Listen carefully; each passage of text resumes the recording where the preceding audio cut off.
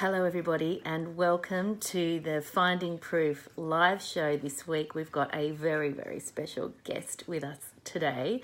Now, I don't know how many of you know it is, not only is it Mental Health Week, it's also Dyspraxia Awareness Month. Now, if you've been watching the media, if you're a sci-fi fan like we are in my house, you'll know that the big news this month for Dyspraxia Awareness is that the new season of Doctor Who, and of course we have our very first female doctor, for those who don't know, but not only do we have our very first female doctor, but the doctor's companions, one of them actually has dyspraxia and talks openly about it during the show. So this young man and I have been hatching a little bit of a plot to talk to you all a little bit more about what it's like to have dyspraxia. So I have spoken publicly before about being the mother of a son with dyspraxia, and of course this is said son, and he has just launched his very own YouTube channel.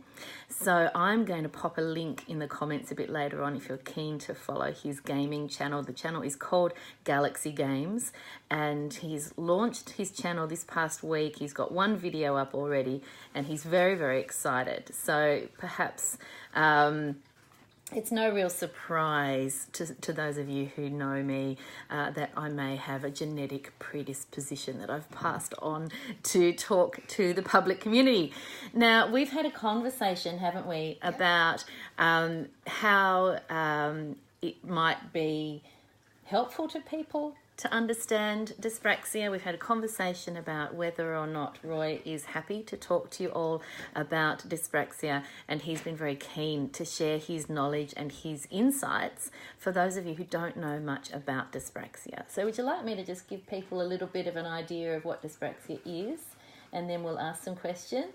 Okay. Yeah? Okay, so that's okay. So we've got a little set of listening ears as well.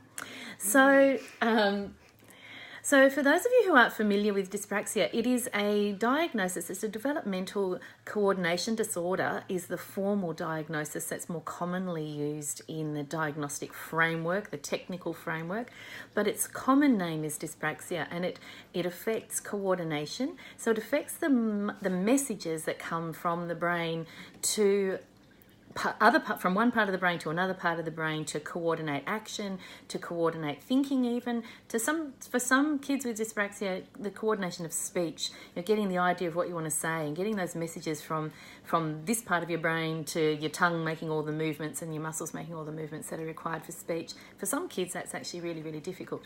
But for most kids with dyspraxia, it's a fairly hidden condition, I suppose, because most kids with dyspraxia, they don't look any different to your average kid on the street. They might struggle with things like handwriting and other things, but typically they go often undiagnosed. So the stats tell us that there's about at least one child in every class in a school that has dyspraxia or would meet the diagnosis of dyspraxia.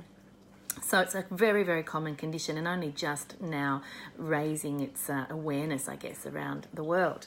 Now, I'm just going to say you're being a distraction, darling, so if you'd like to go and sit down, you can sit and listen over there if you want to. Okay, that's fine. Just be really quiet, okay? And don't rustle any of those things. Thanks, sweetheart. So, if we talk to you about having dyspraxia, what's the first thing that you can remember about finding out about having dyspraxia? How was it when you first found out that you had dyspraxia? What did that feel like? Well, I felt like there was something really serious that was going to affect my entire life, but really it doesn't really affect it very much. Yeah, okay. So what's the biggest thing that you would say that is difficult for you when you have dyspraxia-related issues? Because we don't like to blame everything on dyspraxia, do we? Yes. Yeah, we actually Roy actually gets a little bit cross if something is blamed on dyspraxia and it's got nothing to do with dyspraxia. Yeah, or growing pains. Yeah, exactly. So what's the biggest thing that you think is a struggle for you when it comes to dyspraxia specifically? There's writing, concentrating on writing, and also concentrating on work in general. Yeah, okay. So in the classroom, Roy sometimes finds it difficult to coordinate his attention so that he can pay attention to the instructions that the teacher is giving, and then also, translate those instructions into the work that's required to do. So concentration is a big issue for kids with dyspraxia. You also get some anxiety, don't you? Yeah. Yeah, and what's that like? Well, it's like you're fine, then all of a sudden you're like, I don't want to do this. It's agony. Yeah. When there's really nothing wrong. Yeah, okay. So, off you go. Okay. Sorry, we just got some noise in the background there. So when anxiety hits you, it's really like a bit... It blows up really big. Where do you feel it? Like, where do you feel it in your body when you're feeling anxious? It's usually around my stomach. Yeah. And usually I get a few headaches, leg pains, or anything. Yeah. Yeah, okay. So body pains and aches and grumbles and feeling sick and headaches and all that stuff that we commonly... we can associate with anxiety. We can also associate, kids get aches and pains. So sometimes it's really tricky, isn't it, to know what's going on for you. And so we've had issues in the past where you've not felt that people have really understood just what's been going on. And that's been really frustrating and frightening sometimes, hasn't it? Yeah. Yeah. So we've had a change of school and that's made a big difference. What's been the biggest change for you? In the new school, what are you finding is easier? There's a lot of other people that don't exactly have dyspraxia, but sort of not. Okay. So there's a bunch of. I think we can safely say you found your tribe. Yeah. Yeah, a lot of like-minded souls, kids that think creatively or think a bit differently, and I think when it comes to dyspraxia, the traditional styles of education can actually be a bit tricky. So you've talked about feeling pressured in the past to having to learn the things that you're struggling with, whereas now you feel it's much more about being encouraged to feel confident to do the things that you need to do at school. Is that a fair summary of what you think? Yeah. Yeah. Yeah, and so because the approach is different, you feel like you can be more confident. Yeah. Yeah, and you feel more. Do you feel safer at school? Yes, because at my previous school, most of the time I was like, I don't want to do this. I don't want to go to school. But at this new school, some days I'm like, come on, let's go to school. I don't want to miss school today. Because there's a lot more things there that I enjoy. Yeah, yeah. What are your favourite things that you do? Well, there's most of the subjects there, like craft, gardening, and music. Yeah. And also a lot more people are my friends. Because at my previous school, I had only like 1 or 2 friends, but now literally all the boys are my friends. So cool. Yeah. So cool. So what you're getting a sense there is that we've moved to a school that has more of a creative focus, and for kids with dyspraxia and kids with other learning difficulties as well, sometimes the pressure to follow the traditional learning pathways can be quite overwhelming, because oftentimes these are kids that they've got at least average intelligence, but they're struggling to meet the requirements of a traditional system, when if we can find creative ways to meet not only their potential but expand upon their potential, then it draws an excitement and an enthusiasm that sometimes is lacking. So I know a lot of parents with kids with learning issues, whether it's dyspraxia or something else, often battle with school reluctance and school refusal. So we've found a massive change in being able to accommodate the creative way that Roy thinks. So who's your favourite? We've got some favourites. There are some rock stars in the world of dyspraxia, aren't there, Roy? Some very famous people with dyspraxia. Who's your favouriteest famous person that has dyspraxia? Daniel Radcliffe. Daniel Radcliffe, Harry Potter. So tell me, what was it like for you learning that someone as famous as Daniel Radcliffe has dyspraxia and seeing what he's been able to achieve? What did that make you feel like? It made me feel much better about myself. Really? So it really helped you feel good? Yeah. How did it change how you felt about yourself?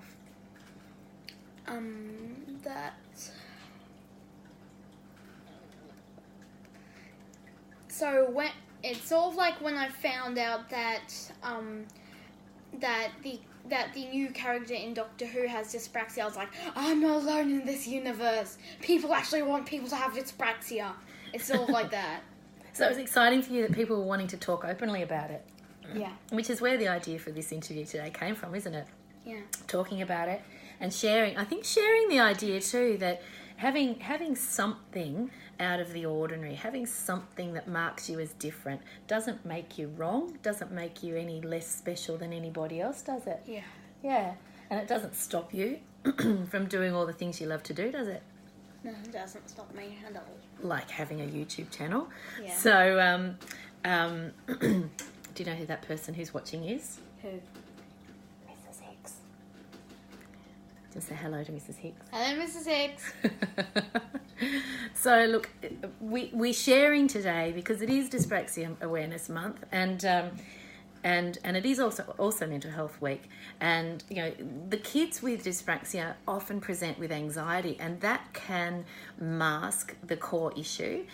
One of the key issues we had last year and earlier this year was that the anxiety was building up at school attendance, and that became the focus. How do we get around the school attendance issue? When in actual fact, the anxiety was a symptom of a much deeper issue related to dyspraxia, wasn't it? Yeah. Can you remember what was triggering that anxiety for you? I remember you talked about what it was like being trapped in the classroom. Yeah. What was that like? Tell us what that meant for you. What made you feel trapped? Well, back then I did get to have some breaks in my previous school, but they weren't really like breaks. I had to go outside, go for a bit of a walk around, then come back to the classroom. Yeah. So you got to have some time out of the classroom, but I remember earlier this year we discovered something new about the constellation of symptoms that Roy carries with his dyspraxia, which is temperature sensitivity. And he was talking to us one day about how feeling too hot in the classroom compared to everybody else. So feeling too hot in the classroom would lead to him feeling sick, and that would then trigger a bout of anxiety. Or feeling too cold in the classroom would make him shake, and so his body would then recognise that as anxiety, and that would make him feel anxious as well. So his body was reacting to his sensory experience of the temperature around him. We've always had problems with body temperature regulation, headaches when there's sudden changes in the temperature around us as well. And so we really started to learn a little bit more about that temperature regulation. So in his new school, his teacher very deliberately placed his desk as close as possible to the door so that if needed, he could just open the door and get some fresh air to help cool down. Look, here's Melissa. She's in America, and Melissa's saying that she's learning so much. So thanks, Melissa. Lovely to have you with us. And then that's the whole point, is wanting to really share what dyspraxia is about, that it's actually a manageable condition, that it responds really well to occupational therapy, doesn't it? Yeah. So tell us about what it was like to see Alison, your occupational therapist, right at the beginning. What sort of things can you remember doing? What treatment did we engage in? I remember testing my balance. Mm-hmm. And what's the problem with balance in dyspraxia? Can you remember what that was like? yes, so I couldn't stay straight up and I kept falling over. Yeah. Yeah. So dyspraxia used to be called clumsy kid syndrome, which, you know, while there is an element of clumsiness, isn't there? Yep. Yeah. Also, hello, Terry Lynn. She said hello to you, darling. Yes. So balance is a major issue. So kids with dyspraxia often can't ride a bike, for example, or struggle to learn to ride a bike. And the first episode of Doctor Who showed that really, really clearly, with the character Ryan falling off his bike, but that becoming his mission to learn to ride a bike. So we've actually come at that by, what did we do to get your balance on track? Well, what was the first thing we did with Alison? Can you remember the spinny thing?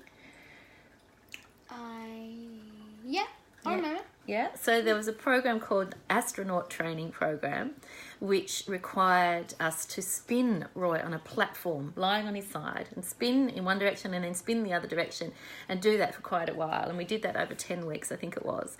Now, the rationale is that neuroanatomically, the vestibular system, which is responsible for our balance and other things, is affected in dyspraxia. So when a child with dyspraxia, or an adult for that matter with dyspraxia, is riding a bike, what you or I would do is, if we were starting to lose balance, our vestibular system would pick up that we're off kilter and trigger an auto correction. So we would straighten up. Or at least we would try to straighten up. But with kids with dyspraxia and adults with dyspraxia, they may not even notice that they're off kilter. So riding a bike is so difficult because they can't learn to gain their balance, because they're not learning that they're off kilter to start with, and they just flop onto the side. So you got quite frightened of bikes for a while. Yeah. So we've come now to, we've got a balance bike, an adult-sized balance bike, because Roy's very tall. He's nearly as tall as me. Yeah. And that's really helped him. And things like trampolining and other swimming, things that use both sides of the body, really do help with maintaining and increasing the sense of balance, and also stimulating the vestibular system. So that astronaut training that we did was very much about stimulating the vestibular system, kicking it into gear so that it helped with balance. So we've had some improvements, haven't we, with balance? Yeah. And certainly as you've gotten older, that's gotten easier too. What about handwriting? What's that been like? It's been... I know how to write, but it's just my writing that's the problem. Yeah. So again, you know, reading and writing, really good at. But it's the messages that come from the brain. So think about it, right? You want to write a story. You've got this great idea in your mind and you want to write a story. And you've got that story, you're holding that story in your mind, and you've got to transmit the message of those words from your brain all the way down to your hand. And then you've got to manipulate the pen. You've got to shape each single letter. That's actually something that we take for granted, but it's actually a whole lot of coordination of all sorts of things, from memory to transmission, down to the gross motor to move the arm, to fine motor to move the pen. And that's a lot of coordination, and that's something that is a real typical hallmark of dyspraxia, is difficulty with handwriting, because there's so much to coordinate, and half the time, what happens? You forget what you wanted to say, because it's taken so much effort to get that handwriting moving, that then the thread of what they were going to write has been lost. And so not only is their handwriting often problematic, their production of content is then also problematic, because by the time they've gotten to the writing, half of what they were going to say has been forgotten. So sometimes predictive text technologies can be helpful. Verbal technology, so dictation, can be helpful. What else do you think would help? Have you found practicing your handwriting helpful? No. No. Honest. No. Okay. There are all sorts of handwriting programs that are aimed at increasing the automaticity of the handwriting, but not been overly helpful for this one, apparently. So I guess the other thing really for us to talk about is, in terms of being a mother of a child experiencing difficulties that have come along with dyspraxia, and the challenges of, attending school. School attendance has been, over the last few years, really difficult. And of course, as you know, I run a business as well. So being a business owner and being a parent is, I've often joked about, I should write a book called The School Hours Entrepreneur, because I try very hard to keep most of my working life within that school hours framework. So when the kids are at home, do I do that very well or not very well? Sort of in between. Yeah, honest. Yeah, honesty is key. Honesty is key. I love that. Yeah. So having Roy's difficulties with school attendance, and triggered by dyspraxia, does a bunch of things. So oftentimes there's physical exhaustion. So the effort required, even just to sit upright, your natural body position is to be quite melted across a chair. So sitting upright in a classroom or standing upright requires a lot more energy than it would for everybody else. So physical exhaustion is often part of the picture, and we often find that we'll have on average a day a week, maybe not that often. I think it's getting a little bit easier now, but we traditionally have had about a day a week on average where you just can't do it, just can't get there. So that's meant a lot of unpredictability with my planning around my business and my attendance at work. And so I think for business owners who are also parents, I'm all about sharing my stories so that it validates you and normalizes your experience, but understanding that there are ways to still run a business and be creative around how you do that when your kids have a need, of you. You're right there. Have I tired you out a bit too much? Yeah. Okay. Is there anything you'd really like everyone to know or understand more about dyspraxia or anxiety?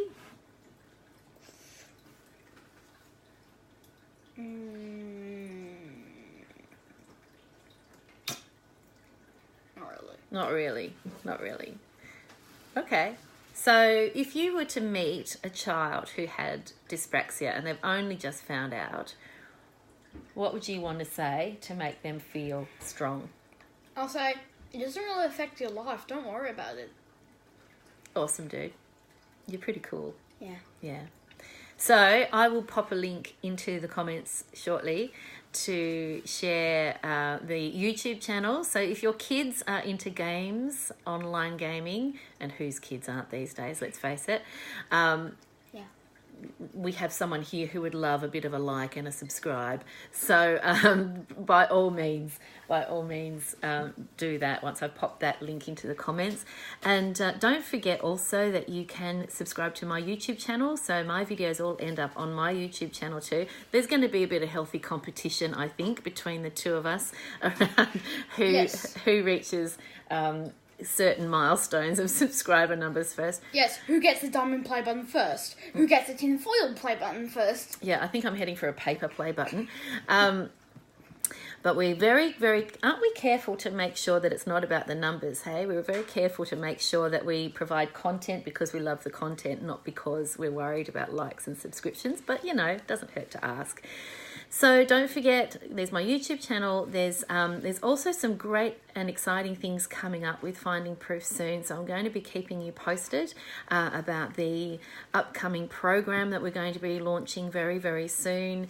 There's all sorts of things happening in the Finding Proof world. So whether you're watching this live with me, and thank you to those of you who were here live, or if you're watching the recording later, or if you're listening to the audio on the podcast, make sure that you're following and keeping up to date with all the news as I bring it to you, because there's some exciting things happening. But that's it from us today. Yep. Yeah? Thank you for being an excellent guest on my show. You're welcome. Such good manners too. All right. Have a great day, everybody, and we'll talk to you all again very, very soon. Bye for now. Bye.